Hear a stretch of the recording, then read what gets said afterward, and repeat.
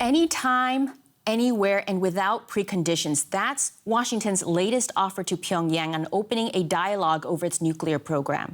The Biden administration's new envoy for North Korea was in Seoul on Monday to push forward efforts to restart the stalled diplomacy. The U.S., South Korea, and Japan are looking for ways to convince Pyongyang to stop developing nuclear weapons and ballistic missiles. Washington has promised a, quote, calibrated, practical approach. And last week, leader Kim Jong Un gave his first reaction to that policy. He ordered his officials to prepare for both dialogue and confrontation, with the emphasis on the latter. Here's the U.S. envoy earlier today. We will be prepared for either. As you know, we are still waiting to hear back from Pyongyang on our proposal for a meeting. And hopefully Chairman Kim's reference to dialogue indicates that we will get a positive response soon. Joining us is Jae-woo Shin, an analyst with the Open Nuclear Network. It seems as if the two sides aren't really on the same page at all if the U.S. is talking about dialogue and North Korea seems more focused on potential conflict.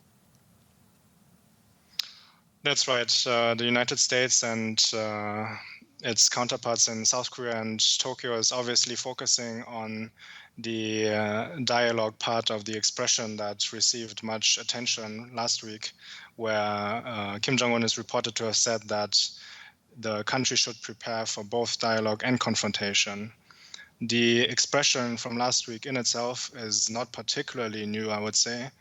The reason why it got a lot of attention is that it's the first time that Kim Jong Un himself has signaled to the United States that it would be prepared for dialogue or confrontation following the new administration. But we have heard similar things from North Korea before. In fact, yes.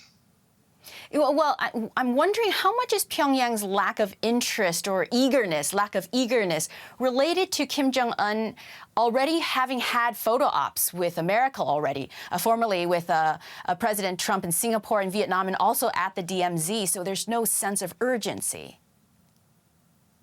That's right. I think that's exactly what North Korea is thinking at the moment.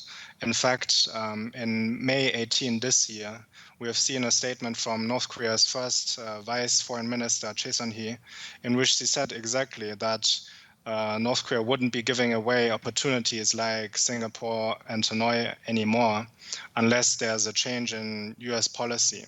And so far, it appears that what North Korea has seen so far is not sufficient for North Korea to really come out and to respond to the Americans' efforts to engage in dialogue. Now, we've reported on COVID in North Korea, and the country has become even more insular during the pandemic. It seems to be in a very bad place economically, with even some people mentioning of a return to the hardships of the famine decade of the 1990s.